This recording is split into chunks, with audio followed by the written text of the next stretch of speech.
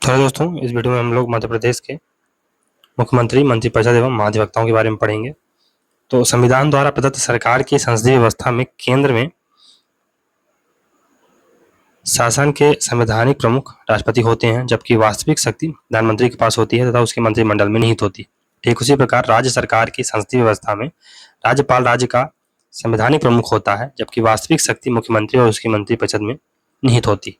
मुख्यमंत्री राज्य का मुख्यमंत्री सरकार का प्रमुख होता है तथा वह वास्तविक कार्यपालक अधिकारी भी होता है। राज्य में मुख्यमंत्री का पद केंद्र में प्रधानमंत्री के पद के समान होता है। संविधान के अनुच्छेद 164 के अनुसार मुख्यमंत्री की नियुक्ति राज्यपाल करेगा, परंतु इसका तात्पर्य यह नहीं है कि राज्यपाल किसी को भी मुख्यमंत्री नियुक्त करने के लिए स्वतंत्र है। साधारणतया राज्य विधानसभा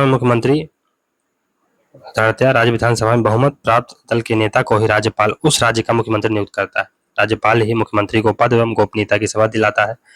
किसी मामले में यदि किसी भी दल को विधानसभा में बहुमत प्राप्त नहीं हो तो ऐसी परिस्थिति में राज्यपाल सबसे बड़े दल में गठबंधन के नेता को मुख्यमंत्री नियुक्त करता है। इस स्थिति में राज्यपाल उसे एक निश्चित अवधि में 1 माह के भीतर सदन में अपना बहुमत सिद्ध करने या प्रस्ताव विश्वास मत प्राप्त करने के लिए कहता है। संविधान के अनुसार एक महीने के भीतर, है ना। संविधान के अनुसार मुख्यमंत्री को विधानमंडल के 2 सदनों में से किसी एक सदन का सदस्य होना अनिवार्य है। सामान्यतः मुख्यमंत्री निचले सदन विधानसभा से चुना जाता है, लेकिन अनेक अवसरों पर उच्च सदन विधान परिषद के सदस्य को भी बतौर मुख्यमंत्री नियुक्त किया जा सकता है। शपथ तो राज्यपाल द्वारा संविधान के प्रति सच्ची श्रद्धा और निष्ठा, भारत की प्रभुता एवं अखंडता को बनाए रखना प्लस गोपनीयता की शपथ लेता है। फिर कार्यकाल निर्धारित नहीं है, राज्यपाल के प्रसाद पर्यंत रहता है। पदमुक्ति जब तक सदन में बहुमत प्राप्त होता है तब तक बर्खास्त नहीं किया जा सकता है, और वह विधानसभा में विश्वास मत खो देता है तो उसे इस्तीफा देना चाहिए, अन्यथा राज्यपाल उसे बर्खास्त कर सकता है। वेतन एवं भत्ते तो राज्य विधायिका द्वारा निर्धारित। मुख्यमंत्री की शक्ति एवं कार्य, मुख्यमंत्री के कार्य एवं शक्तियों का विवेचन हम निम्नलिखित बिंदुओं के आधार पर कर सकते हैं।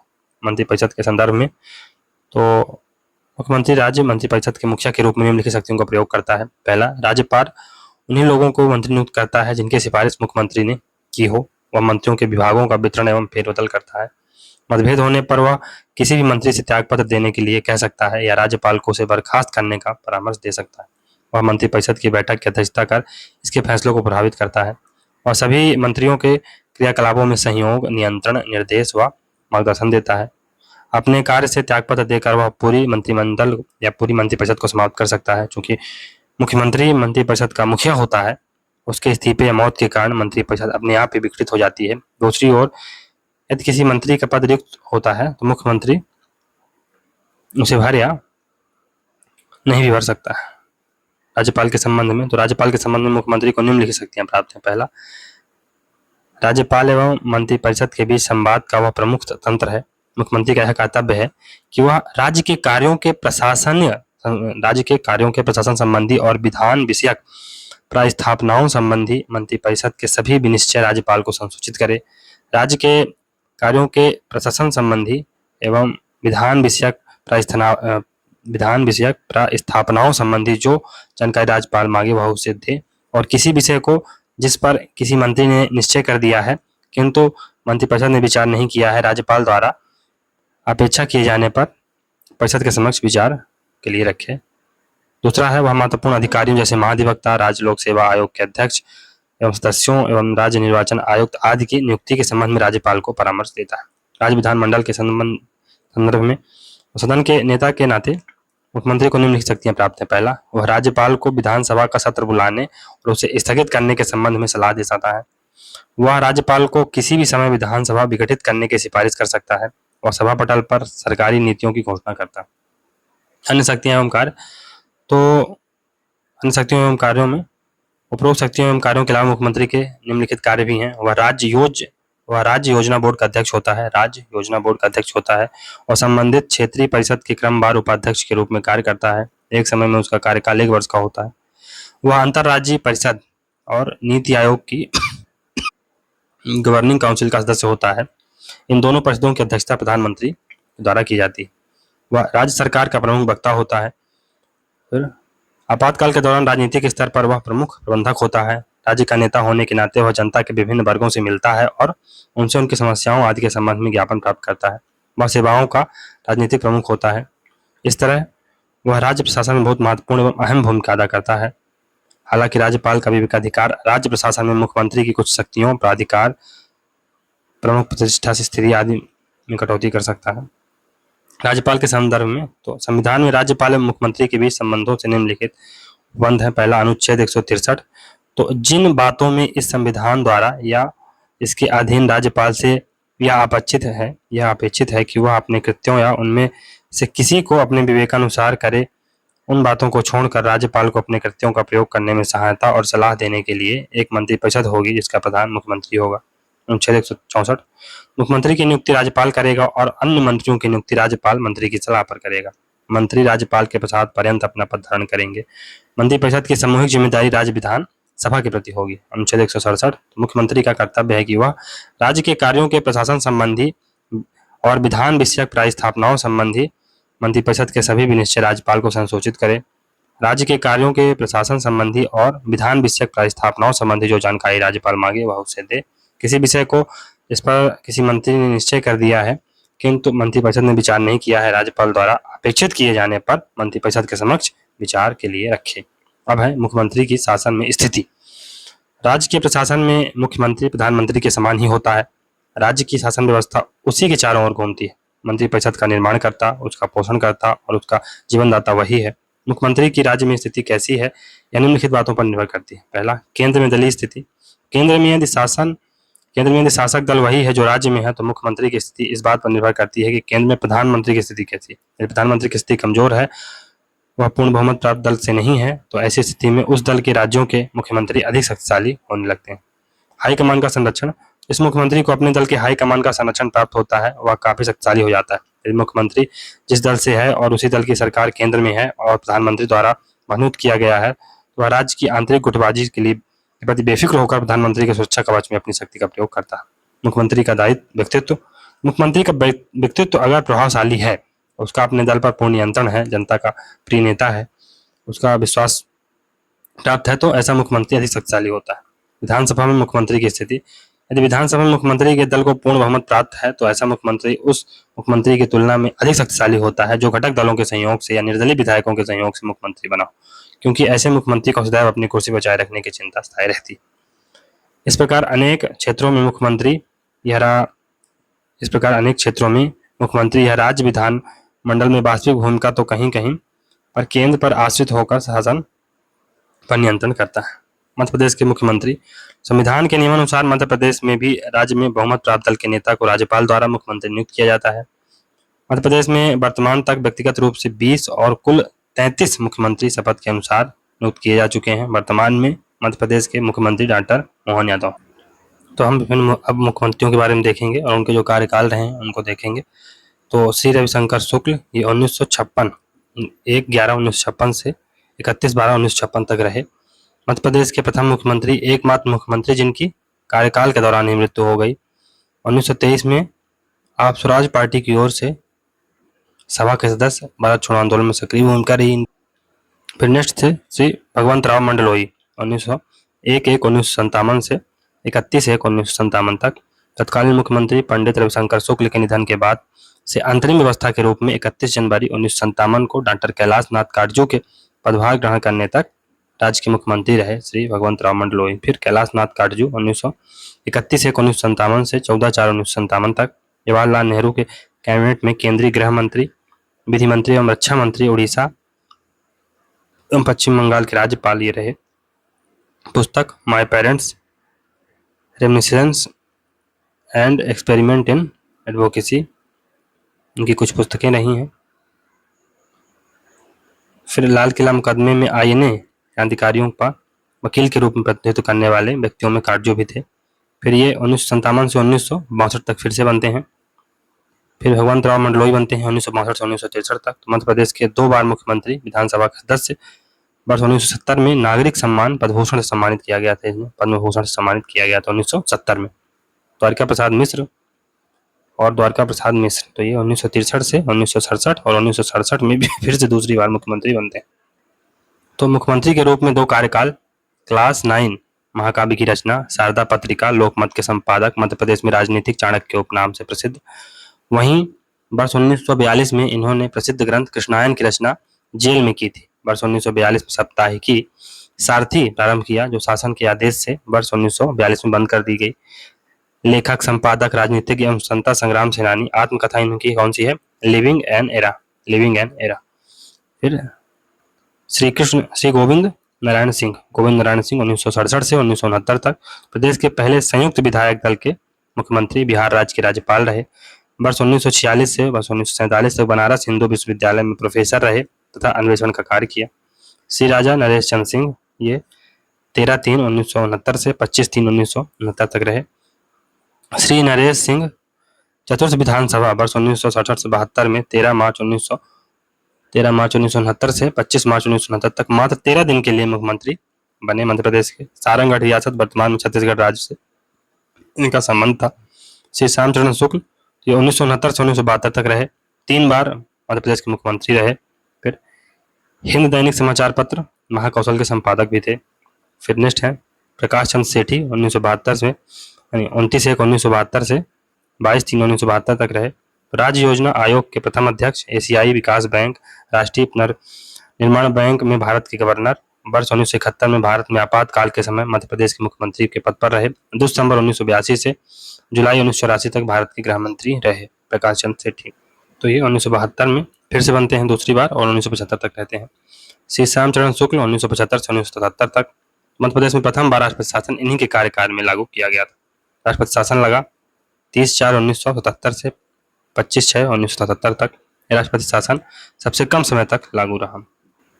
फिर श्री कैलाश चंद्र जोशी, 1977 से 1978 भारतीय जनसंघ पार्टी के संस्थापक सदस्य, जनता पार्टी दल से मुख्यमंत्री, राजनीतिक संत के रूप में प्रसिद्ध, मध्य प्रदेश के पहले गैर कांग्रेसी मुख्यमंत्री भी माने जाते हैं श्री कैलाश चंद्र जोशी।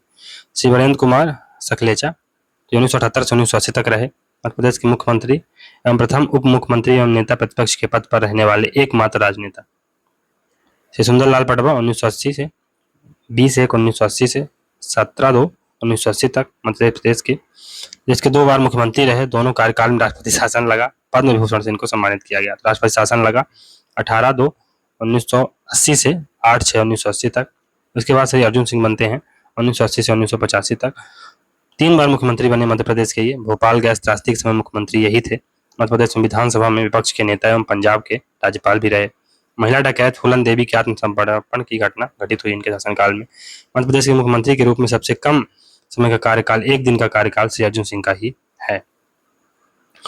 फिर श्री मोतीलाल बोरा, 1985 से 1988 तक 2 बार मुख्यमंत्री रहे मध्य प्रदेश के और उत्तर प्रदेश के राज्यपाल भी रहे। फिर अर्जुन सिंह बनते हैं 1988 से 1989 तक।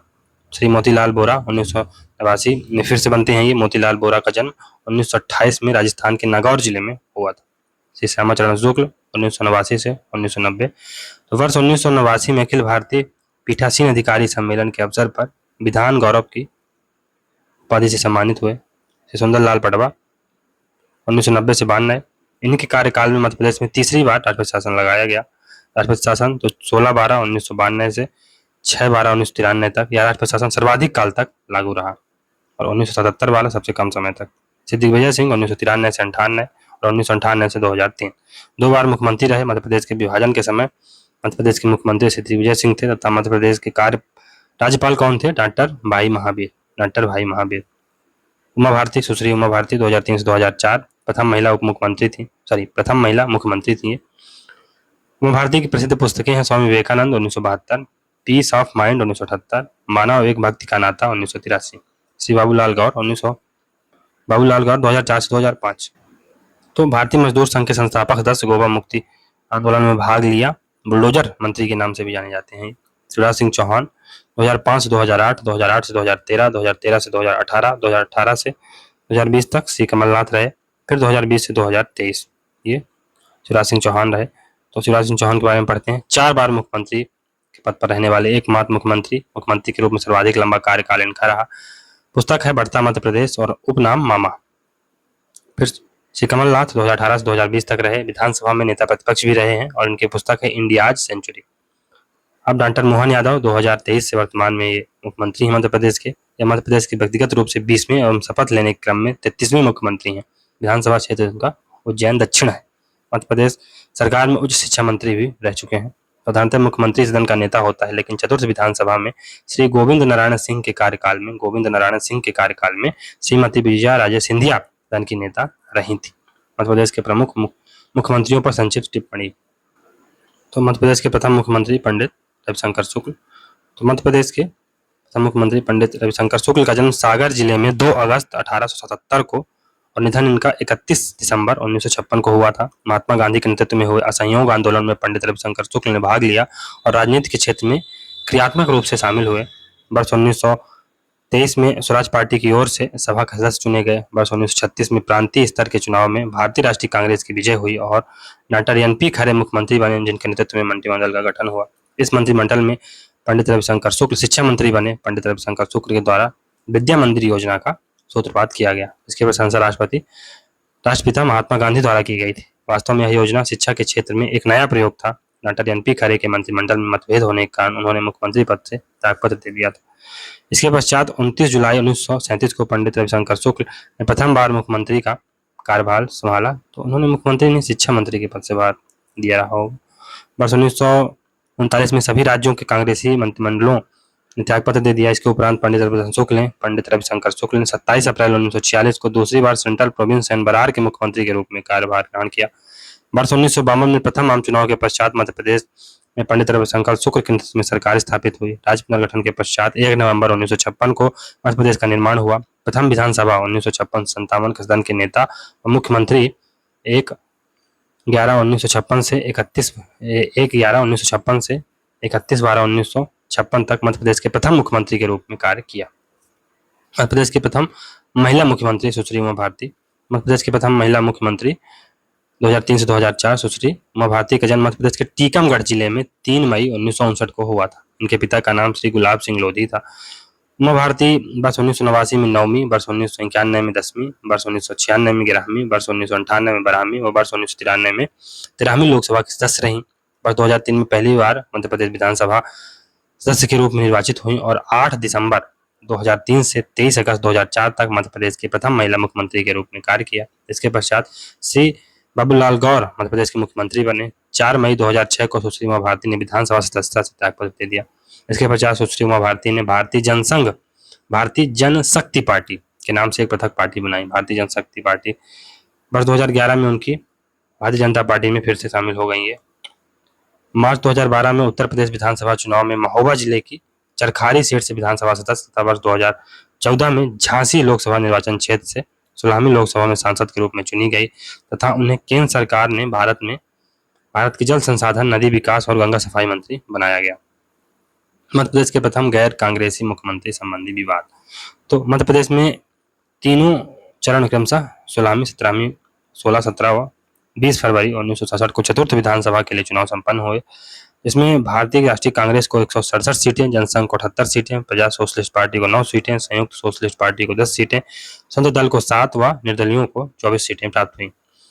13 फरवरी 1967 को विधानसभा की प्रथम बैठक संपन्न हुई, जिसमें श्री काशी प्रसाद को विधानसभा अध्यक्ष चुना गया तथा 9 मार्च 1967 को कांग्रेस के मुख्यमंत्री द्वारिका प्रसाद मिश्र ने मुख्यमंत्री के रूप में सत्ता ग्रहण की, किंतु द्वारिका प्रसाद मिश्र द्वारा राजघरानों के खिलाफ अमर्यादित टिप्पणी से गुना सीट से निर्वाचित कांग्रेस की सांसद विजया राजे सिंधिया सख्त नाराज हो गईं और वही मंत्रिमंडल में सम्मिलित न किए जाने के कारण श्री गोविंद नारायण सिंह व 35 अन्य विधायकों ने तत्कालीन सरकार से अपना समर्थन वापस ले लिया, जिसके कारण 29 जुलाई 1967 को श्री द्वारिका प्रसाद मिश्र के नेतृत्व वाली कांग्रेस सरकार 4 महीने में गिर गई।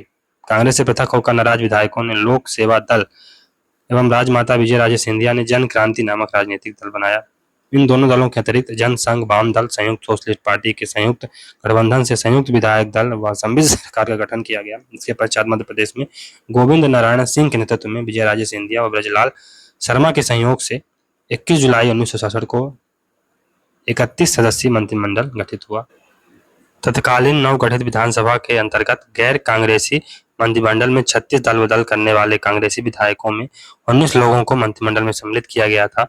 जनसंघ पार्टी से 7 व जन क्रांति दल से के 5 लोगों को मंत्रिमंडल में मंत्री पद की शपथ दिलवाई गई थी तथा जनसंघ के प्रमुख राजनेता वीरेंद्र कुमार सकलेचा को उप मुख्यमंत्री नियुक्त किया गया था, किंतु राजमाता विजय राजे सिंधिया की ओर से शासन में लगातार हस्तक्षेप के कारण श्री गोविंद नारायण सिंह ने 12 मार्च 1969 को मुख्यमंत्री पद से त्यागपत्र दे दिया और उसके बाद श्री गोविंद नारायण सिंह पुनः कांग्रेस में सम्मिलित हो गए थे। गोविंद नारायण सिंह मध्य प्रदेश के प्रथम गैर कांग्रेसी मुख्यमंत्री। मध्य प्रदेश के सतना जिले के रामपुर बघेलान निवासी श्री गोविंद नारायण सिंह का जन्म 25 जुलाई 1920 को तथा 11 मई 2005 को इनका निधन हुआ। श्री गोविंद नारायण सिंह वर्ष 1948 में भारतीय प्रशासनिक सेवा में चयनित हुए, परंतु बाद में उन्होंने अपने पद से त्यागपत्र दे दिया। वर्ष 1952 के आम चुनाव में विंध्य प्रदेश विधानसभा के सदस्य के रूप में चयनित हुए। वर्ष 1953 से 57 तक विंध्य प्रदेश कांग्रेस कमेटी के अध्यक्ष के रूप में काम किया। श्री गोविंद नारायण सिंह ने 26 फरवरी 1988 से 24 जनवरी 1989 तक बिहार के राज्यपाल के पद को शोभित किया। श्री गोविंद नारायण सिंह ने सामाजिक, आध्यात्मिक व राजनीतिक विषयों पर अनेक पुस्तकें भी लिखी। इसमें सोशलिस्ट आइडियोलॉजी इन कांग्रेस, रिपब्लिक टुडे कुछ महत्वपूर्ण पुस्तकें। श्री कैलाश जोशी श्री कैलाश जोशी का जन्म 14 जुलाई 1929 को देवास जिले के हाट पिपलिया में हुआ था। मार्च 1972 से 1977 तक नेता प्रतिपक्ष के पद पर रहे। इनके उपरांत श्री कैलाश जोशी 26 जून 1970 से 7 जनवरी 1978 तक तत्कालीन मध्य प्रदेश के मुख्यमंत्री के पद पर रहे, लेकिन अस्वस्थता के कारण मुख्यमंत्री पद से त्यागपत्र दे दिया। कुछ समय के अंतराल के बाद उन्हें पुनः कैबिनेट मंत्री बनाया गया, जिसके पश्चात वर्ष 1985 में विधानसभा सदस्य निर्वाचित हुए और दिनांक 23 मार्च 1985 को भारतीय जनता पार्टी विधायक दल के नेता के रूप में चुने गए। उसके उपरांत मध्य प्रदेश की 9वीं और 10वीं विधानसभा के सदस्य रहे। वर्ष 2002 से 4 तक राज्यसभा और वर्ष 2004 से 14 तक लोकसभा का सदस्य रहे। 24 नवंबर 2019 2019 को विधानसभा की मध्य प्रदेश की 6वीं विधानसभा के चुनाव राज्य में शासन लागू रहते हुए 10 व 13 जून 1977 को मध्य प्रदेश में 6वीं विधानसभा के चुनाव संपन्न हुए। इस विधानसभा में जनता पार्टी को 230 सीटें, भारतीय राष्ट्रीय कांग्रेस को 84 सीटें व 1 सीट अखिल भारतीय राज्य परिषद व 5 निर्दलीय सदस्यों को मिली 5 सीटें। इस चुनाव में मध्य प्रदेश विधानसभा में जनता पार्टी को बहुमत प्राप्त हुआ और श्री कैलाश जोशी 26 जून 1977 से 7 जनवरी 1978 के मध्य को तत्कालीन मध्य प्रदेश के मुख्यमंत्री बनाया गया। इसके उपरांत 1978 में अस्वस्थता के कारण मुख्यमंत्री पद से त्यागपत्र दे दिया। श्री कैलाश जोशी के त्यागपत्र देने के पश्चात श्री वीरेंद्र कुमार सकलेचा 18 जनवरी 1978 से 19 जनवरी 1980 तक मध्य प्रदेश के मुख्यमंत्री रहे, किंतु वीरेंद्र कुमार सकलेचा अपने पुत्र ओम प्रकाश सहित भ्रष्टाचार के आरोप के कारण उन्हें भी मंत्री पद से त्यागपत्र देना पड़ा और उनके स्थान पर श्री सुंदरलाल पटवा ने मध्य प्रदेश के मुख्यमंत्री का पद ग्रहण किया। किंतु आगे चलकर 17 फरवरी 1980 से 9 जून 1980 तक दूसरी बार मध्य प्रदेश में राज प्रशासन लगा दिया गया। उपरोक्त घटनाक्रम की समीक्षा के आधार पर निष्कर्षतः स्पष्ट होता है कि श्री गोविंद नारायण सिंह मूलतः कांग्रेसी थे, किंतु जिस समय उन्होंने मध्य प्रदेश के मुख्यमंत्री पद को ग्रहण किया था उस समय वह सम्मिश्र सरकार के प्रमुख राजनेता थे। अतः श्री गोविंद नारायण सिंह को मध्य प्रदेश का प्रथम गैर कांग्रेसी मुख्यमंत्री कहना उपयुक्त होगा। तो मध्य प्रदेश के प्रथम गैर कांग्रेसी मुख्यमंत्री के रूप में विगत वर्ष की परीक्षाओं में अनेक बार प्रश्न पूछा जा चुका है, जिसका उत्तर प्रश्न की प्रकृति व विकल्पों के आधार पर सटीकता के साथ अभ्यर्थियों द्वारा प्रदत्त किया जा सकता है। तो दोनों ही चीजें इसमें देखो, ये इस पुस्तक की माने तो श्री गोविंद नारायण सिंह ही मध्य प्रदेश के प्रथम गैर कांग्रेसी नेता है, लेकिन श्री कैलाश नाथ जोशी को भी कहा जाता है। तो इसमें थोड़ा सा विवाद है, लेकिन ठीक है।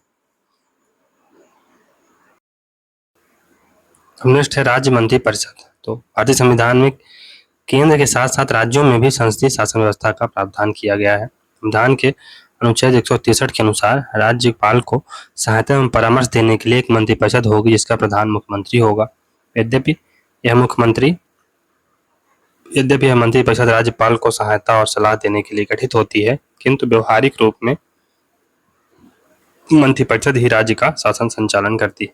सामान्यतः राज्यपाल के कुछ विवेकाधीन अधिकारों को छोड़कर शेष सभी अधिकारों के प्रयोग का अधिकार मंत्रिपरिषद को ही है। वस्तुतः केंद्र की तरह राज्यों का शासन भी मंत्रिपरिषद के द्वारा ही चलाया जाता है। मुख्यमंत्री की नियुक्ति राज्यपाल करता है और अन्य मंत्रियों की नियुक्ति राज्यपाल द्वारा मुख्यमंत्री की सलाह पर की जाती है। मंत्रियों द्वारा राज्यपाल को दी गई सलाह की किसी भी न्यायालय द्वारा जांच नहीं की जा सकती। संविधान के अनुच्छेद 164 के अनुसार मुख्यमंत्री की नियुक्ति राज्यपाल द्वारा की जाएगी तथा अन्य मंत्रियों की नियुक्ति राज्यपाल मुख्यमंत्री के परामर्श से करेगा। मंत्रिपरिषद सामूहिक रूप से राज्य विधानसभा के प्रति उत्तरदायी होती है। कोई मंत्री जो लगातार 6 महीने के अवधि तक राज्य विधानमंडल का सदस्य नहीं है तो वह इस अवधि की समाप्ति पर मंत्री नहीं रह सकता है। मंत्री राज्यपाल के प्रसाद पर्यंत पद धारण करेंगे। राज्यपाल मंत्रियों को पद एवं गोपनीयता की शपथ दिलाएंगे। मंत्रियों के वेतन एवं भत्ते राज्य विधायिका द्वारा निर्धारित किए जाते हैं। किसी राज्य की मंत्रिपरिषद में मुख्यमंत्री सहित मंत्रियों की कुल संख्या उस राज्य की विधानसभा के सदस्यों की कुल संख्या के 15% से अधिक नहीं होनी चाहिए। स्मरणीय तथ्य। नेक्स्ट है स्मरणीय तथ्य। तो 91 संविधान संशोधन 2003 द्वारा अनुच्छेद 164 में प्रावधान किया गया कि मंत्रिपरिषद में सदस्यों की संख्या निचले सदन लोकसभा व राज्यसभा या लोकसभा व राज्य विधानसभा की कुल सदस्य संख्या के 15% से अधिक नहीं होनी चाहिए। तथापि किसी राज्य में मुख्यमंत्री सहित मंत्रियों की कुल संख्या 12 से कम नहीं होगी। मध्य प्रदेश में मुख्यमंत्री सहित मंत्रियों की अधिकतम संख्या 34 हो सकती है। मंत्रियों की नियुक्ति। मुख्यमंत्री की नियुक्ति राज्यपाल द्वारा की जाएगी। अन्य मंत्रियों की नियुक्ति मुख्यमंत्री के परामर्श पर राज्यपाल के द्वारा की जाएगी। इसका अभिप्राय राज्यपाल उन्हीं लोगों को बतौर मंत्री नियुक्त करता है जिनकी सिफारिश मुख्यमंत्री करते हैं। राज्य मंत्रिपरिषद का गठन। तो मुख्यमंत्री को राज्यपाल द्वारा नियुक्त किया जाएगा व अन्य मंत्रियों को मुख्यमंत्री की सलाह पर राज्यपाल द्वारा नियुक्त किया जाता है। अपने पद पर राज्यपाल के प्रसाद पर्यंत रहते हैं। फिर मंत्रिपरिषद के सदस्य सामूहिक रूप से राज्य विधानसभा के प्रति उत्तरदायी होते हैं। राज्यपाल मंत्री को पद व गोपनीयता की शपथ दिलाता है। एक व्यक्ति जो राज्य विधानमंडल का सदस्य नहीं है वह 6 माह से अधिक मंत्री पद पर नहीं रह सकता। केंद्र की तरह राज्यों में भी मंत्रिपरिषद में मंत्रियों की 3 श्रेणियां होती हैं: कैबिनेट मंत्री, राज्य मंत्री और उप मंत्री, राज्य मंत्री या स्वतंत्र प्रभार। तो कैबिनेट मंत्री सबसे उच्च स्तर के मंत्री होते हैं। यह मंत्रिपरिषद की एक अंतिम समिति जिसको कैबिनेट कहा जाता है के सदस्य होते हैं। कैबिनेट मंत्री किसी न किसी विभाग के मुखिया होते हैं। इनकी संख्या काफी कम होती है। मंत्रिपरिषद के सभी महत्वपूर्ण निर्णय मंत्रिमंडल के सदस्यों द्वारा ही लिए जाते हैं। राज्य मंत्री। तो राज्य मंत्री कैबिनेट मंत्री की सहायता के लिए नियुक्त किए जाते हैं। इनको स्वतंत्र रूप से किसी विभाग का अध्यक्ष भी बनाया जा सकता है। ये मंत्रिमंडल के निमंत्रण पर ही मंत्रिमंडल की बैठकों में हिस्सा लेते हैं। उप मंत्री या राज्य मंत्री स्वतंत्र प्रभार। तो उप मंत्री हर एक विभाग में कैबिनेट मंत्रियों या राज्य मंत्रियों के परामर्श के लिए नियुक्त किए जाते हैं। वे किसी विभाग के स्वतंत्र रूप से मुखिया नहीं होते हैं, न ही वो मंत्रिमंडल के अधिवेशनों में भाग ले सकते हैं। इनका मुख्य कार्य राज्य विधानमंडल में पूछे गए प्रश्नों का मंत्रियों की ओर से उत्तर देना और सरकारी विधेयकों को पारित कराने में सहायता करना है। मंत्री पद की अर्हताएं। तो संविधान में मंत्रियों की अर्हताओं से संबंधित प्रावधान संविधान के अनुच्छेद 164 में दिए गए हैं, जिसमें कहा गया है कि कोई मंत्री जो निरंतर 6 माह की किसी अवधि तक राज्य के विधानमंडल का सदस्य नहीं है, उस अवधि की समाप्ति पर मंत्री नहीं रहेगा। इस कथन के आधार पर मंत्री पद की 2 अर्हताएं समझी जा सकती हैं। पहला, मंत्री बनने के लिए आवश्यक है कि व्यक्ति राज्य के विधानमंडल के दोनों सदनों में से किसी एक सदन का सदस्य हो। यदि कोई व्यक्ति राज्य के विधानमंडल के किसी सदन का सदस्य नहीं है तो वह अधिकतम 6 माह के लिए मंत्री या मुख्यमंत्री बन सकता है। मुख्यमंत्री एवं मंत्रियों द्वारा शपथ। तो किसी मंत्री द्वारा अपना पद ग्रहण करने से पहले राज्यपाल संविधान की 3री अनुसूची में इस प्रयोजन के लिए दिए गए प्रारूप के अनुसार उसको पद व गोपनीयता की शपथ दिलाता है। संविधान के अनुच्छेद 164(3) के अनुसार पद ग्रहण करने के पूर्व मुख्यमंत्री को राज्यपाल के समक्ष 2 शपथ लेनी चाहिए। पहला, पद के कर्तव्य पालन की शपथ। दूसरा, गोपनीयता की शपथ। मंत्रिपरिषद का कार्यकाल। सामान्यतः मंत्रिपरिषद का कार्यकाल 5 वर्षों का होता है, परंतु विधानसभा में अपना बहुमत खोने के पश्चात मंत्रिपरिषद अपनी निर्धारित अवधि से पहले भी विघटित हो जाती है। संविधान के अनुच्छेद 365 के अंतर्गत जब राज्य में राष्ट्रपति शासन आरोपित किया जाता है तो मंत्रिपरिषद भंग हो जाती है। मुख्यमंत्री के अनुरोध पर राज्यपाल द्वारा मंत्रिपरिषद को भंग किया जा सकता है। अब मंत्री के उत्तरदायित्व। पहला है सामूहिक उत्तरदायित्व। संविधान का अनुच्छेद 164 स्पष्ट करता है कि राज्य के मंत्रिमंडल का सामूहिक उत्तरदायित्व विधानसभा के प्रति होगा, अर्थात अपने सभी क्रियाकलापों कृत्यों के लिए विधानसभा के प्रति उसका संयुक्त उत्तरदायित्व होगा। वह सभी सामूहिक रूप से कार्य करेंगे। यदि विधानसभा मंत्रिपरिषद के खिलाफ अविश्वास प्रस्ताव पास कर देती है तो सभी मंत्री सहित विधान परिषद से आए मंत्रियों को भी त्यागपत्र देना पड़ता है। इसका एक विकल्प यह भी है कि मंत्रिपरिषद राज्यपाल को विधानसभा विघटित करने व नए चुनाव कराने की घोषणा करने की सलाह दे सकती है। राज्यपाल उस मंत्रिपरिषद के पक्ष में कुछ नहीं कर सकता जिसने विश्वास खो दिया। सामूहिक उत्तरदायित्व के सिद्धांत का अभिप्राय यह है कि कैबिनेट के फैसले के प्रति सभी मंत्री प्रतिबद्ध हैं, चाहे वे कैबिनेट की बैठक से अलग हों। यह प्रत्येक मंत्री का कर्तव्य है कि वह विधानमंडल के अंदर या बाहर कैबिनेट के निर्णय का समर्थन करे। यदि कोई मंत्री कैबिनेट के फैसले से असहमत है तो इसके बचाव के लिए तैयार नहीं है तो उसे त्यागपत्र दे देना चाहिए। पूर्व में कैबिनेट के फैसले पर मतभेद के कारण कई मंत्री त्यागपत्र दे चुके हैं। व्यक्तिगत उत्तरदायित्व। तो संविधान के अनुच्छेद 164 में व्यक्तिगत उत्तरदायित्व के बारे में वर्णन किया गया है। इसमें बताया गया है कि मंत्री राज्यपाल के प्रसाद पर्यंत पद धारण करते हैं, अर्थात राज्यपाल किसी मंत्री को तब भी किसी समय हटा सकता है जब विधानसभा विश्वास में हो कि मुख्यमंत्री की सलाह पर ही है। मतभेद होने पर या मंत्री के कार्यकलापों से संतुष्ट न होने के मामले में मुख्यमंत्री उस मंत्री से त्याग पत्र मांग सकता है या राज्यपाल को उसे बर्खास्त करने की सलाह दे सकता है। इस शक्ति का प्रयोग करते हुए मुख्यमंत्री सामूहिक उत्तरदायित्व की सत्यता को सुनिश्चित कर सकता है। वेतन व भत्ते। मुख्यमंत्री व अन्य मंत्रियों के वेतन व भत्ते राज्य के विधानमंडल विधानसभा द्वारा समय समय पर निर्धारित किए गए हैं। संविधान के अनुच्छेद 164(5) के अनुसार जब तक राज्य का विधानमंडल इस संबंध में कोई उपबंध नहीं करता तब तक मंत्रियों के वेतन व भत्ते संविधान की दूसरी अनुसूची में किए गए प्रावधान के अनुसार होंगे। मंत्रिपरिषद के कार्य। तो वास्तविक कार्यपालिका होने के कारण मंत्रिपरिषद राज्यों के प्रशासन में केंद्र के समान महत्वपूर्ण भूमिका निभाती है। वाणिज्य निर्माण करने, महत्वपूर्ण निर्णय लेने और प्रशासन के विभिन्न विभागों के बीच समन्वय आदि स्थापित करने जैसे विभिन्न कार्य करती है। मंत्रिपरिषद राज्य में निम्नलिखित कार्य करती है। नीतियों का निर्माण करना। मंत्रिपरिषद राज्य का प्रशासन चलाने के लिए नीति का निर्माण करती है। राज्य के पृथक पृथक क्षेत्रों की आवश्यकता अनुसार वह नीति का निर्माण करती है। नीति निर्माण संबंधी मंत्रिमंडल के प्रमुख कार्य होते हैं राज्य में शांति व्यवस्था को बनाए रखना, राज्य की राजनीतिक, आर्थिक व सामाजिक स्थिति में सुधार लाना, राज्य में कल्याणकारी कार्यों को अंजाम देना इत्यादि। राज्य की मूल नीति का निर्माण तो मंत्रिपरिषद ही करती है। इसके अतिरिक्त प्रत्येक मंत्री भी अपने विभाग से संबंधित नीति नियम बनाता है। नीति का निर्माण करने के पश्चात मंत्रिपरिषद उसे व्यवस्थापिका के समक्ष रखती है। अब नेक्स्ट है वैधानिक कार्य। तो वैधानिक कार्य। यद्यपि कानून का निर्माण करना व्यवस्थापिका का कार्य है, परंतु वर्तमान में कानून की रचना में मंत्रिमंडल का हस्तक्षेप इतना हो गया है कि निस्संदेह यह कहना गलत नहीं होगा कि आजकल कानून के निर्माण का कार्य विधानमंडल की स्वीकृति से मंत्रिमंडल ही करता है। मंत्रिपरिषद निम्नलिखित वैधानिक कार्य करती है। पहला, मंत्रिपरिषद ही यह सुनिश्चित करती है कि विधानमंडल का अधिवेशन कब बुलाया जाए व कब विसर्जित किया जाए। जब विधानमंडल का अधिवेशन नहीं हो रहा होता है तो मंत्रिपरिषद ही राज्यपाल द्वारा अध्यादेश अनुच्छेद 213 जारी करवाती है।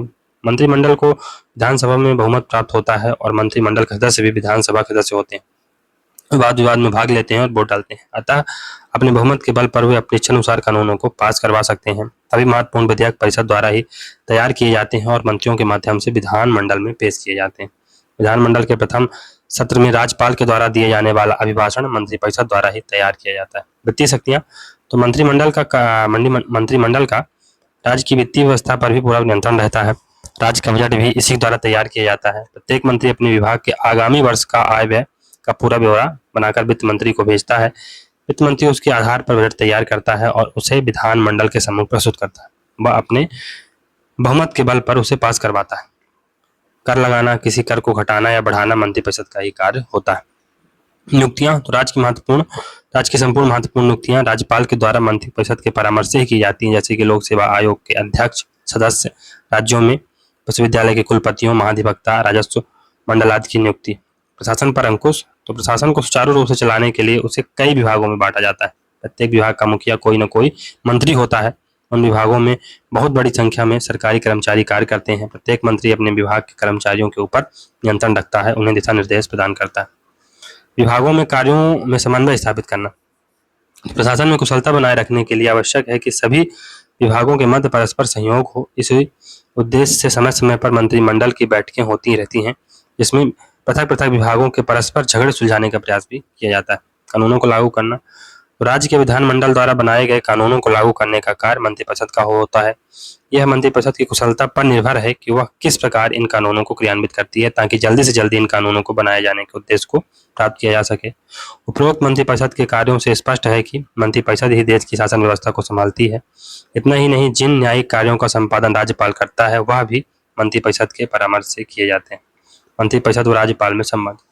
तो राज्यपाल व राज्य के मंत्रियों के बीच संबंध उसी प्रकार के हैं जैसे राष्ट्रपति व केंद्रीय मंत्री के होते हैं। इस दृष्टिकोण से देखें तो राज्यपाल की स्थिति राष्ट्रपति की तुलना में मंत्रिपरिषद के समक्ष ज्यादा शक्तिशाली है, क्योंकि संविधान राष्ट्रपति को कोई कार्य अपने विवेकानुसार करने की शक्ति नहीं देता है, किंतु राज्यपाल को कुछ कार्य अपने विवेकानुसार करने का प्राधिकार है, जो कि संविधान से इतर अप्रत्यक्ष विवेकाधीन शक्तियां हैं, इनडायरेक्टली डिस्क्रिशनरी पावर है। तो राज्यपाल व मंत्रिपरिषद में निम्न प्रकार के संबंध है। मुख्यमंत्री व अन्य मंत्रियों की नियुक्ति राज्यपाल द्वारा की जाती है, किंतु यह एक औपचारिकता मात्र है। जिस दल का बहुमत विधानसभा में होता है उसके नेता को राज्यपाल पसंद करता हो या न करता हो, मुख्यमंत्री नियुक्त करेगा और उसके द्वारा दी गई सूची के आधार पर ही अन्य मंत्रियों की नियुक्ति करता है। जब विधानसभा में किसी भी राजनीतिक दल को बहुमत प्राप्त नहीं होता है और मिलीजुली सरकार गठन होता है, तब राज्यपाल मंत्रियों की नियुक्ति में कुछ प्रभाव अवश्य डालता है। कुछ विशेष परिस्थितियों में राज्यपाल मंत्रिपरिषद के गठन को प्रभावित कर सकता है। संविधान के अनुसार यद्यपि मंत्री राज्यपाल के प्रसाद पर्यंत अपने पद पर रह सकते हैं, किंतु इसका अर्थ यह नहीं है कि राज्यपाल अपने मंत्रियों को अपनी इच्छा से किसी भी समय हटा सकता है। राज्यपाल मुख्यमंत्री या मंत्रिपरिषद को उसी समय तक अपदस्थ नहीं कर सकता है जब तक उसे विधानसभा में बहुमत का समर्थन प्राप्त है। राज्यपाल शासन संबंधी कोई भी जानकारी मुख्यमंत्री से प्राप्त कर सकता है।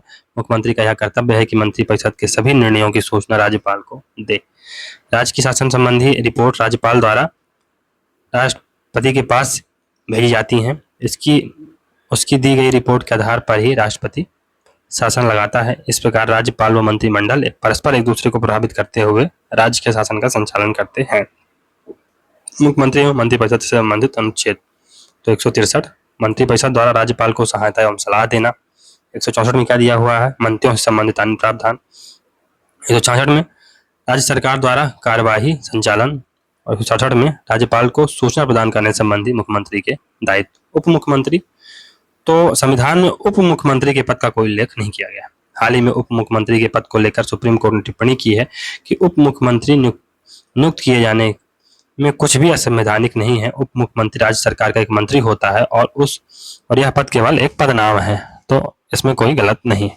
मध्य प्रदेश के उप मुख्यमंत्री सबसे पहले कौन बनते हैं? 1967 में श्री वीरेंद्र कुमार सखलेचा। तत्कालीन मुख्यमंत्री कौन थे? श्री जीएन सिंह। दूसरे 1980 में बनते हैं श्री शिवभानु सोलंकी। उस समय मुख्यमंत्री कौन थे? श्री अर्जुन सिंह। श्री सुभाष यादव 1993 में बनते हैं। उस समय मुख्यमंत्री श्री दिग्विजय सिंह थे। श्री प्यारेलाल कंवर 1993 में बनते हैं। श्री दिग्विजय सिंह उस समय मुख्यमंत्री थे। फिर 1998 में दिग्विजय सिंह मुख्यमंत्री थे और श्री जमुना देवी उप मुख्यमंत्री डिप्टी सीएम बनती हैं। 2023 में मोहन यादव मुख्यमंत्री हैं और दो उप मुख्यमंत्री बनाए गए हैं। 2 उप मुख्यमंत्री बनाए गए हैं, श्री जगदीश देवड़ा और श्री राजेंद्र शुक्ल। वीरेंद्र कुमार सखलेचा प्रदेश के एकमात्र ऐसे व्यक्ति हैं जो नेता प्रतिपक्ष, उप मुख्यमंत्री व मुख्यमंत्री के पद पर रहे। वीरेंद्र कुमार सखलेचा।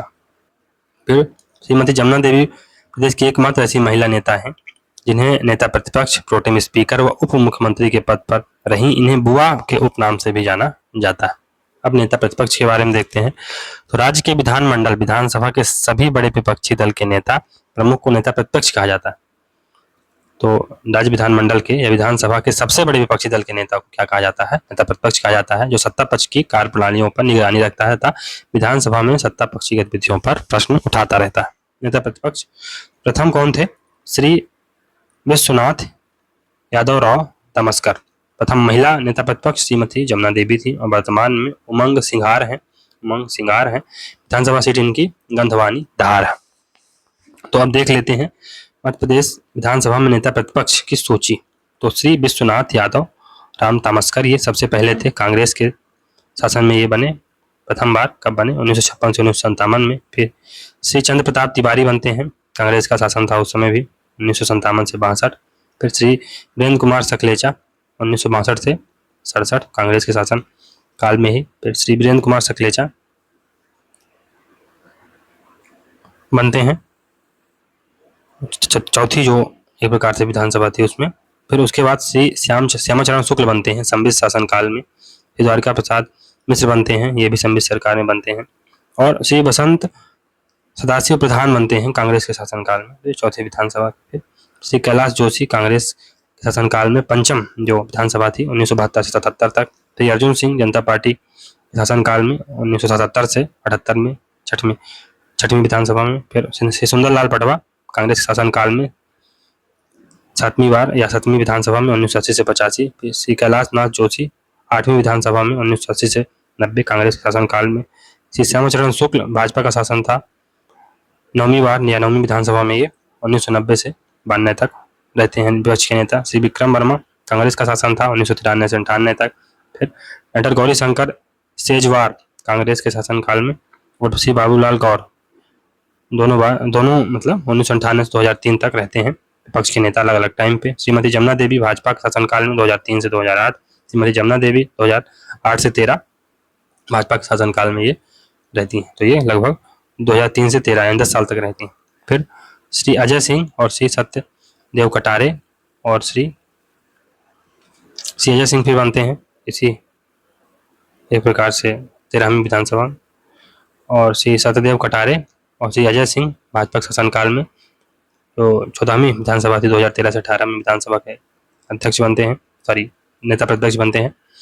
कांग्रेस के शासनकाल में श्री गोपाल भार्गव जो 15वीं विधानसभा थी 2018 से 23। फिर श्री कमलनाथ बनते हैं भाजपा शासनकाल में, श्री गोविंद सिंह भाजपा शासनकाल में, और वर्तमान में श्री उमंग सिंगार है भाजपा का शासनकाल है, और ये 16वीं लोकसभा है 16वीं विधानसभा है 2023 से वर्तमान में। 16वीं विधानसभा में उप नेता प्रतिपक्ष श्री हेमंत कटारे विधानसभा सीट अटेर भिंड से है।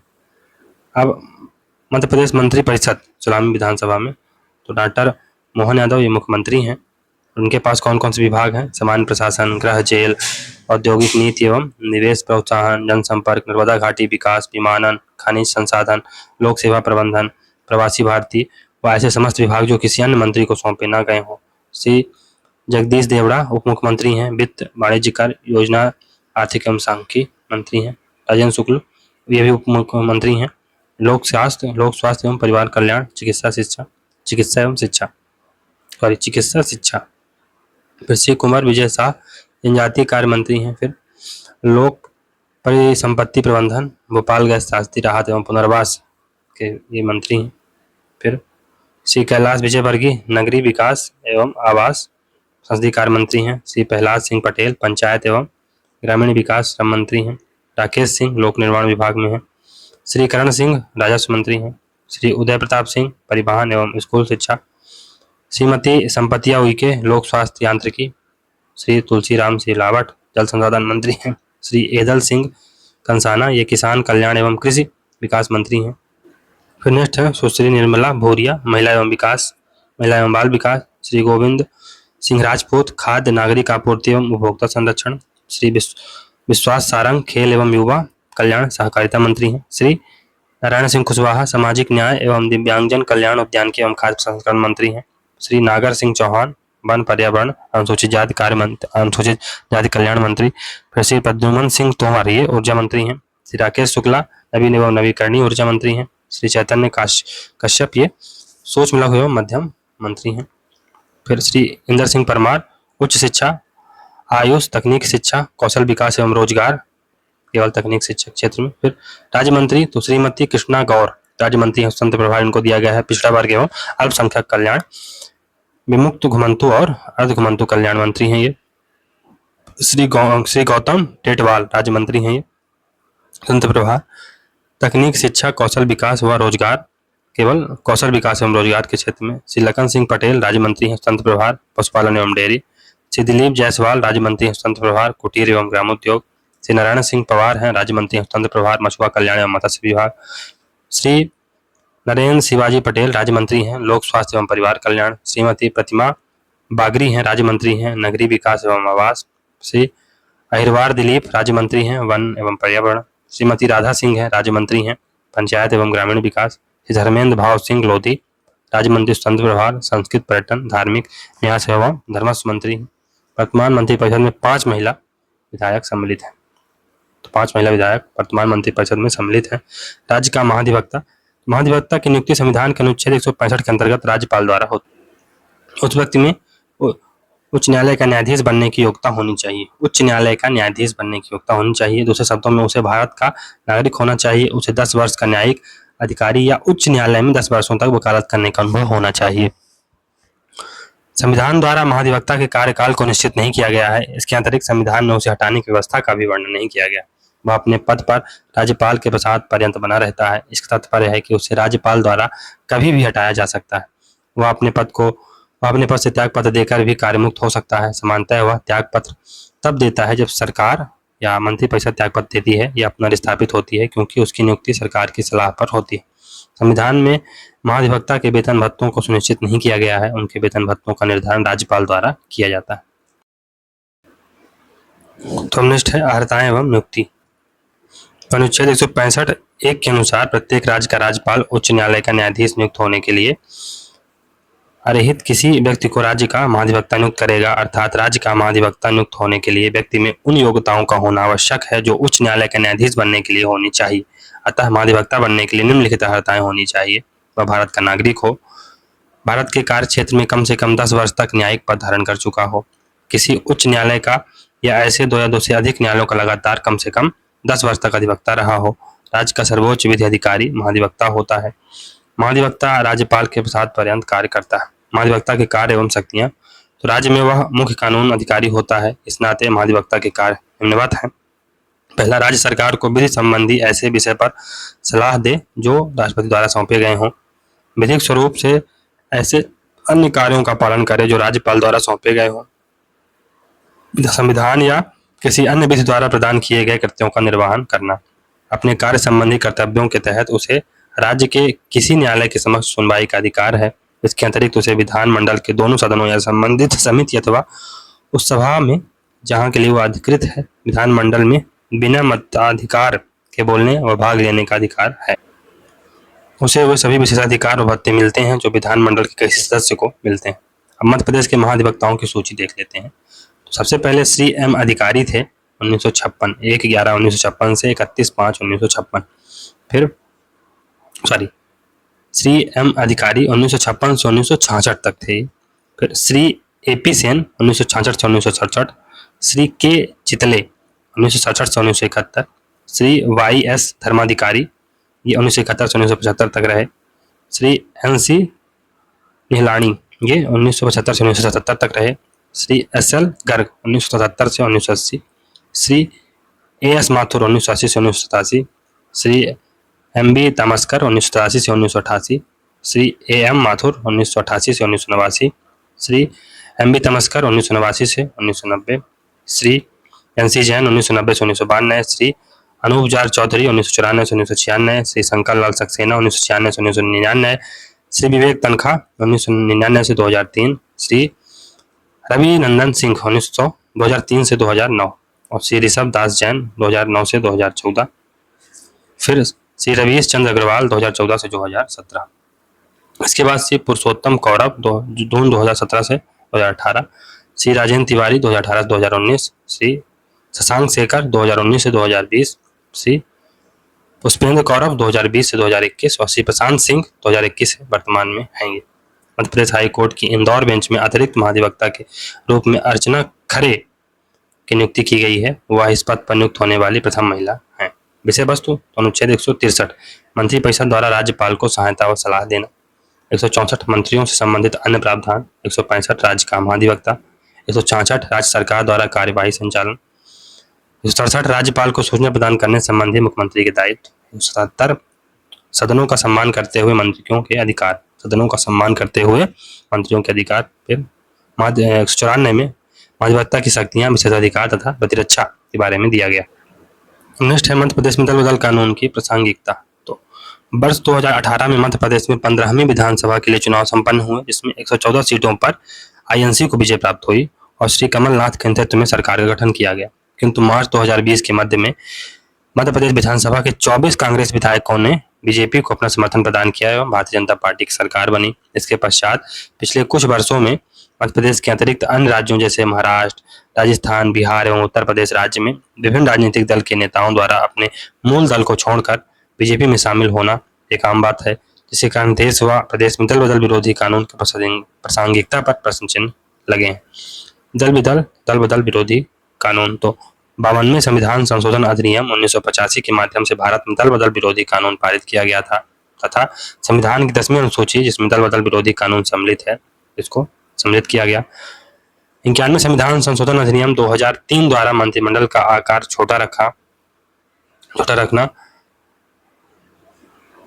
निरहरक लोगों की नागरिकता पद धारण करने से रोकना एवं दल परिवर्तन विरोधी कानून को सख्त करने के लिए कई उपबंध किए गए। इस कानून का मुख्य उद्देश्य भारतीय राजनीति में दल बदल की प्रथा को समाप्त करना तथा जो कि वर्ष 1970 के दशक से पूर्व भारतीय राजनीति में काफी प्रचलित थी। वर्तमान संदर्भ में कर्नाटक, मध्य प्रदेश, राजस्थान, अरुणाचल प्रदेश आदि राज्यों में दल बदल कानून तथा पुनः प्रासंगिक हुई। 52वां संविधान संशोधन 1985। 52वां संविधान संशोधन अधिनियम 1985 में निम्न प्रावधान किए गए हैं। इसके अंतर्गत निम्न परिस्थितियों में संसद या विधानसभा के सदस्य की सदस्यता समाप्त हो जाएगी। यदि वह स्वेच्छा से अपने दल त्याग पत्र दे देता है, यदि वह अपने दल या उसके द्वारा अधिकृत व्यक्ति की अनुमति के बिना सदन में उसके किसी निर्देश के प्रतिकूल मतदान करे या मतदान में अनुपस्थित रहे, परंतु यदि 15 दिनों के अंदर दल उसे उस उल्लंघन के लिए क्षमा कर दे तो उसकी सदस्यता पर कोई प्रभाव नहीं पड़ेगा। इस संविधान संशोधन के अंतर्गत निम्न परिस्थितियों में संसद या विधानसभा के सदस्य की सदस्यता समाप्त बनी रहेगी। यदि कोई निर्दलीय निर्वाचित सदस्य किसी राजनीतिक दल में सम्मिलित हो जाए, फिर यदि कोई मनोनीत सदस्य शपथ लेने के 6 महीने की अवधि में किसी राजनीतिक दल में सम्मिलित हो जाए, किसी राजनीतिक दल के विलय पर सदस्यता समाप्त नहीं होगी। यदि मूल दल में कम से कम 2/3 सांसद या विधायक दल छोड़ दें, यदि लोकसभा विधानसभा का अध्यक्ष अपना पद छोड़ देता है तो अपने पूर्व दल में लौट सकता है। इसको दल बदल नहीं माना जाएगा। तो दोस्तों, इसमें जो पहला पॉइंट है ये गलत है। कोई निर्दलीय निर्वाचित सदस्य किसी राजनीतिक दल में सम्मिलित हो जाए तो उसकी सदस्यता समाप्त हो जाती है दोस्तों, है ना, उसकी सदस्यता बनी नहीं रहती। ये याद रखिएगा कि कोई अगर निर्दलीय निर्वाचित सदस्य किसी राजनीतिक दल में शामिल हो जाता है उसकी सदस्यता समाप्त हो जाएगी। लेकिन अगर कोई मनोनीत नॉमिनेटेड मेंबर है और 6 महीने के भीतर कोई पॉलिटिकल पार्टी अगर वो ज्वाइन कर लेता है तो उसकी सदस्यता बरकरार रहेगी। 91 संविधान संशोधन अधिनियम 2003। तो 91 संविधान संशोधन अधिनियम 2003 द्वारा 10वीं अनुसूची के उपबंधों में एक परिवर्तन किया गया। इसमें एक उपबंध को समाप्त कर दिया गया, अर्थात अब विभाजन के मामले में दल बदल के आधार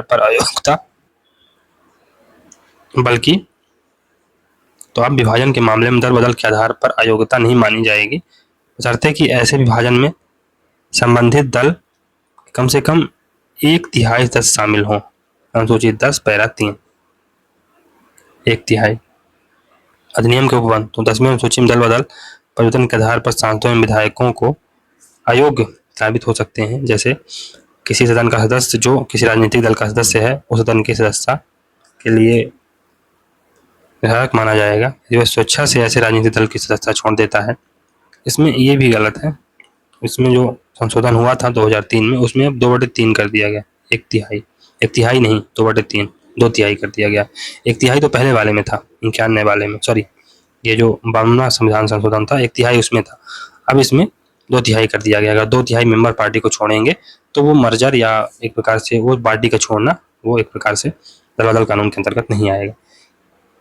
तो यदि वह स्वेच्छा से पार्टी छोड़ दे तब भी उसकी सदस्यता चली जाएगी। यदि वह उस दल में अपने राजनीतिक दल के निर्देशों के विपरीत मत देता है या मतदान में अनुपस्थित रहता है तथा राजनीतिक दल से उसने 15 दिन के भीतर समाधान न प्राप्त किया हो, फिर उपरोक्त उपबंधों से स्पष्ट है कि कोई भी सदस्य जो किसी दल के टिकट पर चुना गया हो उसे उस दल का सदस्य बने रहना चाहिए तथा दल के निर्देशों का पालन करना चाहिए। हालांकि दल बदल परिवर्तन के आधार पर उपरोक्त अयोग्यता निम्नलिखित 2 संदर्भों में लागू नहीं होती है। यदि कोई सदस्य दल में टूट के कारण अपने दल से बाहर हो गया हो, दल में टूट तब मानी जाती है जब 1/3 सदस्य मिलकर सदन में एक नए दल का गठन करते हैं। फिर यदि कोई सदस्य विलय के परिणाम स्वरूप एक दल से दूसरे दल में सम्मिलित हो जाता है, परंतु ऐसा विलय तभी वैध माना जाएगा जब उस दल के कम से कम 2/3 सदस्य अलग हो गए और अलग होकर नए दल में विलय करें। उल्लेखनीय है कि ऐसी दशा में जो सदस्य विलय प्रक्रिया का हिस्सा नहीं होते हैं उनके सदस्यता पर कोई परिवर्तन नहीं आता या कोई विपरीत परिवर्तन नहीं होता। फॉर एग्जाम्पल, ऐसे मान लो 2/3 लोग टूट के चले गए किसी दूसरी पार्टी में विलय कर लिया, तो अब 2/3 टूट गए तो ये वाले तो जैसे मान लो अगर 40 थे, 2/3 टूट गए, कम से कम 26-27 टूट गए, लेकिन 14 बचे उनकी सदस्य पर कोई प्रभाव नहीं पड़ेगा, वो अपने दल के सदस्य बने रहेंगे या एमएलए या सांसद बने रहेंगे। गौरतलब है कि कोई भी सदस्य पीठासीन अधिकारी चुने जाने पर अपने दल के सदस्य से स्वैच्छिक रूप से बाहर चला जाता है, अर्थात अपने कार्यकाल के बाद अपने दल के सदस्य फिर से ग्रहण कर लेता है, तो यह छूट पद की मर्यादा और निष्पक्षता के लिए दी गई। अब बात क्या है, कानून कुछ ऐसी विशेष परिस्थितियों का उल्लेख करता है इसमें दल बदल पर भी अयोग्य घोषित नहीं किया जा सकेगा। दल बदल विरोधी कानून में एक राजनीतिक दल को किसी अन्य राजनीतिक दल में या उसके साथ विलय करने की अनुमति दी गई है, किंतु आवश्यक है कि उसके कम से कम 2/3 विधेयक विलय के पक्ष में हो। ऐसे में ना तो दल बदल रहे सदस्यों पर कानून लागू होगा और न ही राजनीतिक दल पर। इसके अलावा सदन का अध्यक्ष बनने वाले सदस्य को इस कानून से छूट प्राप्त है। दल बदल कानून के पक्ष में विशेष तर्क। तो दल बदल विरोधी कानून ने राजनीतिक दलों के सदस्यों को दल बदलने से रोककर सरकार में स्थिरता प्रदान करने में एक महत्वपूर्ण भूमिका निभाई है। अधिकांशतः कुछ राजनेता अपने लाभ के लिए सत्ताधारी दल को छोड़कर किसी अन्य दल में सम्मिलित होकर सरकार बना लेते हैं, जिसके कारण अल्पमत की स्थिति में सरकार के अस्थिर होने की संभावना बनी रहती है। ऐसी स्थिति में सर्वाधिक प्रभाव आम नागरिकों के लिए बनाई जा रही कल्याणकारी योजनाओं पर पड़ता है। दल बदल विरोधी कानून ने सत्ताधारी राजनीतिक दल को अपनी शक्ति की स्थिरता के स्थान पर विकास संबंधी अन्य मुद्दों पर ध्यान केंद्रित करने के लिए प्रेरित किया है। दल बदल कानून के प्रावधानों ने धन व पद लोलुपता के कारण की जाने वाली अवसरवादी राजनीति पर नियंत्रण करने और अनियमित चुनाव के कारण होने वाले व्यय को नियंत्रित करने में मदद की है। इसके अतिरिक्त इस कानून ने राजनीतिक दल की प्रभाविता में वृद्धि की है और प्रतिनिधि केंद्रित व्यवस्था को कमजोर किया। अब दल बदल कानून के विपक्ष में तर्क है। लोकतंत्र में संवाद की संस्कृति का अत्यंत महत्व है, परंतु दल बदल विरोधी कानून की वजह से पार्टी लाइन से अलग किंतु महत्वपूर्ण विचारों को नहीं सुना जाता। अन्य शब्दों में कहा जा सकता है कि इसके कारण इंटर जो पार्टी डेमोक्रेसी है प्रभाव पड़ा है, अंतरदलीय लोकतंत्र पर प्रभाव पड़ा है और दल से जुड़े सदस्यों की अभिव्यक्ति स्वतंत्रता खतरे में पड़ जाती है। जनता के लिए और जनता द्वारा शासन ही लोकतंत्र है। लोकतंत्र में जनता ही सत्ताधारी होती है, उसकी अनुमति से शासन होता है, उसकी प्रगति ही शासन का एकमात्र लक्ष्य माना जाता है। परंतु यह कानून जनता का नहीं बल्कि दलों के शासन की व्यवस्था अर्थात पार्टी राज को बढ़ावा देता है। कई विशेषज्ञ यह भी तर्क देते हैं कि दुनिया के कई परिपक्व लोकतंत्रों में दल बदल विरोधी कानून जैसी कोई व्यवस्था नहीं है। उदाहरण के लिए इंग्लैंड, ऑस्ट्रेलिया, अमेरिका आदि देशों में यदि जनप्रतिनिधि अपने दलों के विपरीत मत रखते हैं या पार्टी लाइन से अलग जाकर वोट करते हैं तो भी वो इसी पार्टी में बने रहते हैं। दल बदल का राजनीतिक व्यवस्था पर प्रभाव। तो चुनावी जनादेश का उल्लंघन। तो जो विधायक एक पार्टी के लिए चुने जाते हैं और फिर मंत्री पद या वित्तीय लाभ के प्रलोभन के कारण दूसरी पार्टी में जाना अधिक सुविधाजनक समझते हैं तथा पार्टी बदल लेते हैं, ऐसे दल बदल के रूप में जाना जाता है। तो इसे दल बदल के रूप में जाना जाता है। यह चुनावी जनादेश का उल्लंघन माना जाता है। सरकार के सामान्य कामकाज पर प्रभाव। कुख्यात आया राम गया राम नारा 1960 के दशक में विधायकों द्वारा लगातार दल बदल की पृष्ठभूमि में गढ़ा गया था। दल बदल के कारण सरकार में अस्थिरता की स्थिति उत्पन्न होती है और प्रशासन प्रभावित होता है। हॉर्स ट्रेडिंग को बढ़ावा। दल बदल विधायकों की खरीद फरोख्त हॉर्स ट्रेडिंग को बढ़ावा देता है, जो स्पष्ट रूप से लोकतांत्रिक व्यवस्था के जनादेश के खिलाफ है। दल बदल कानून संबंधी विभिन्न समितियां एवं आयोग की रिपोर्टें। तो दिनेश गोस्वामी समिति जो है, तो ये वर्ष 1990 में चुनावी सुधारों को लेकर गठित दिनेश गोस्वामी समिति ने कहा कि दल बदल कानून के तहत प्रतिनिधियों को आयोग ठहराने का निर्णय चुनाव आयोग की सलाह पर राष्ट्रपति या राज्यपाल द्वारा लिया जाना चाहिए। संबंधित सदन के मनोनीत सदस्यों को उस स्थिति में आयोग ठहराया जाना चाहिए यदि वे किसी भी समय किसी भी राजनीतिक दल में सम्मिलित होते हैं। विधि आयोग की 170वीं रिपोर्ट। तो वर्ष 1999 में विधि आयोग ने अपनी 170वीं रिपोर्ट में कहा कि चुनाव के पूर्व 2 या 2 से अधिक पार्टियां यदि गठबंधन कर चुनाव लड़ती हैं तो दल बदल विरोधी प्रावधानों में उस गठबंधन को ही एक पार्टी के तौर पर माना जाए। राजनीतिक दलों को व्हिप केवल तभी जारी की जानी चाहिए जब सरकार की स्थिरता पर खतरा हो, जैसे दल पक्ष में वोट न देने या किसी भी पक्ष को वोट न देने की स्थिति में आयोग घोषित करने का आदेश। भारतीय निर्वाचन आयोग का मत। तो इस संबंध में भारतीय चुनाव आयोग का मानना है कि उसकी स्वयं की भूमिका व्यापक होनी चाहिए। अतः 10वीं अनुसूची के तहत आयोग के बाध्यकारी सलाह पर राष्ट्रपति राज्यपाल द्वारा निर्णय लेने की व्यवस्था की जानी चाहिए। अभी ये व्यवस्था किसके पास है या किसका अधिकार है? स्पीकर का। लेकिन भारतीय निर्वाचन आयोग क्या कहता है कि हमें ये पावर दे दो आप कि हो तो होलोहान बनाम जल चिल्हू। तो वर्ष 1993 में कियोतो हालोहान केस होता है में उच्चतम न्यायालय ने फैसला देते हुए कहा कि विधानसभा अध्यक्ष का निर्णय अंतिम नहीं होगा। विधानसभा अध्यक्ष का निर्णय न्यायिक पुनरावलोकन के अधीन होगा। न्यायालय ने माना कि 10वीं अनुसूची के प्रावधान संसद और राज्य विधान सभाओं में निर्वाचित सदस्यों के लोकतांत्रिक अधिकारों का हनन नहीं करते हैं। इसके साथ ही ये संविधान के अनुच्छेद 105 व 194 के अंतर्गत किसी तरह से अभिव्यक्ति की स्वतंत्रता का उल्लंघन भी नहीं करते हैं।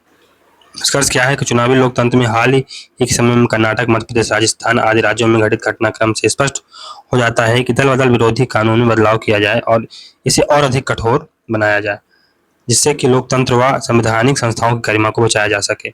इसके लिए निम्न सुझाव ध्यान में रखे जा सकते हैं। पहला, दल बदल विरोधी कानून को भारत की नैतिक राजनीति में एक ऐतिहासिक कदम के रूप में देखा जाता है। हालांकि विगत कुछ वर्षों से देश की राजनीति में इस कानून के अस्तित्व को कई बार चुनौती दी जा चुकी है।